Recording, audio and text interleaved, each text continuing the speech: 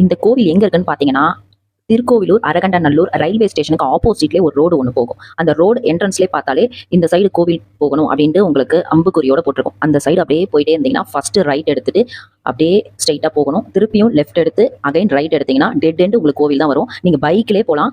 கோவிலுக்கு முன்னாடியே வந்து நீங்கள் பைக்கை விட்டுட்டு நீங்கள் சாமியை தரிசனம் பண்ணலாம். அது மட்டும் இல்லாமல் சாமிக்கு என்னென்ன பூஜை பொருள் எல்லாம் வாங்கணுமோ அது வெளியே உங்களுக்கு வச்சிருப்பாங்க. உங்களுக்கு என்ன தேவையோ அதை வாங்கிக்கிட்டு நீங்கள் போகலாம்.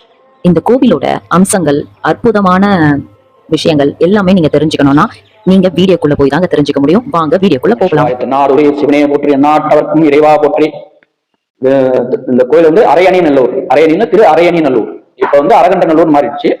இது வந்து திருஞான சம்பந்தர் வந்து 2 பதிகம் பாடியிருக்காரு. திருஞான சம்பந்தர் வரும்போது சமணர்களால கோயில் வந்து நட அடைக்கப்பட்டிருக்கு. அப்ப வந்து திருஞான சம்பந்தர் வந்து பீடினார் பெரியவர்களும் பதிகம் பாடி வழிபாட்டு கொண்டு வர்றாரு.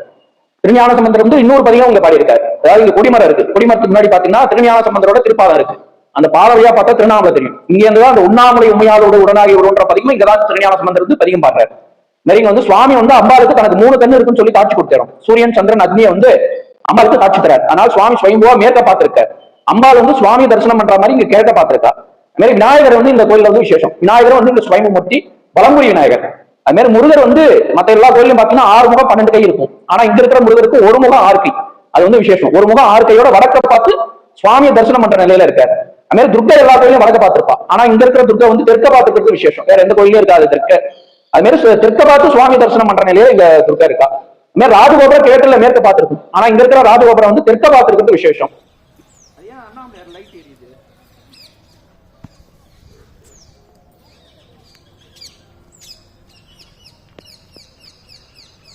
ரமண மகரிஷி வந்து முதலில இருந்து வரும்போது இந்த மாமல்லப்பட்டுன்ற ரயில்வே ஸ்டேஷன்ல இறங்கி அங்கிருந்து இந்த குன்றில இருந்து அந்த கோயில பார்க்கும்போது இதுதான் திருவண்ணாமலை நினைச்சு இங்க வந்து இங்கதான் முத தியானம் பண்ணி அவருக்கு ஜோதி தரிசனமா சுவாமி வந்து காட்சி தரார்.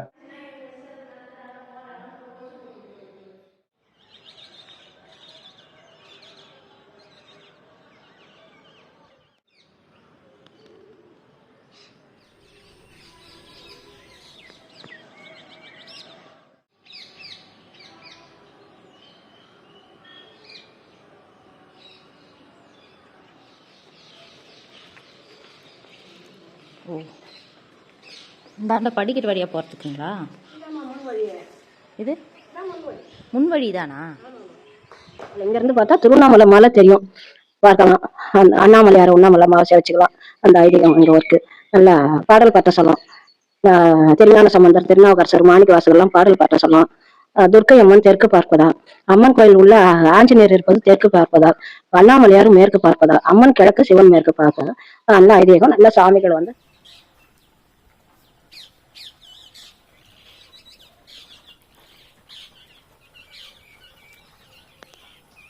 பஞ்சபாண்டவ வனவாசம் வந்த போது அவ சுவாமியை தரிசனம் பண்ணிட்டு அவ தங்கிட்டு போன போக கீழே 5 அறைகளோட இருக்கு.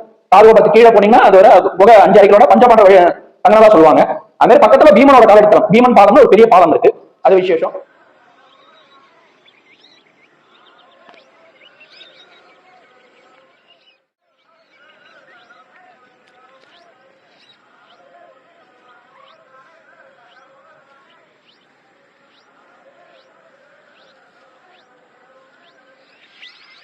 பீமனுடைய பாதம், பாஞ்சாலி குளிச்சது, தாமரை குளம், தேரடி விநாயகர், கங்கையம்மன், பாண்டவர் குகை 5 குகை இருக்கு.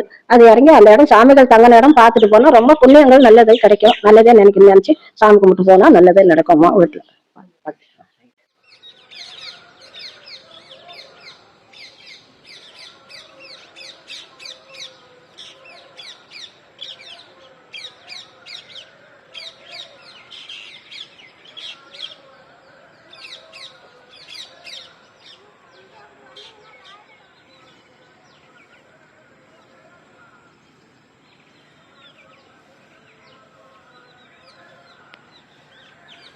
வந்து ஒப்பில்லாமீஸ்வரர், ஒப்பில்லாதவர்னா ஈடு இணையற்றவர். சமஸ்கிருதத்துல ஒப்பில்லாததுக்கு வந்து அதுல்யன்னு அர்த்தம். அதனால சுவாமி பேர் வந்து அதுல்யநாதீஸ்வரர். அம்பாள் வந்து சௌந்தரிய கனகாம்பிகை. தமிழ்ல வந்து அழகிய பொன்னம்மை. பொன்னம்மைன்றது வந்து சமஸ்கிருத அழகிய சௌந்தரிய கனகாம்பிகைன்றது.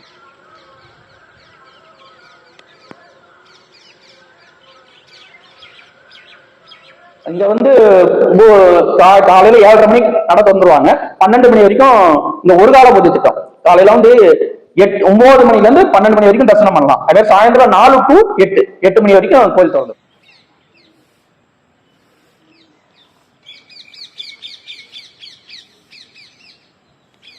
விழுப்புரம் மாவட்டம் திரு அரகண்டநல்லூர்னு இப்ப அழைக்கப்படுது. அரகண்டநல்லூர் விழுப்புரம் மாவட்டத்துல இருக்குது.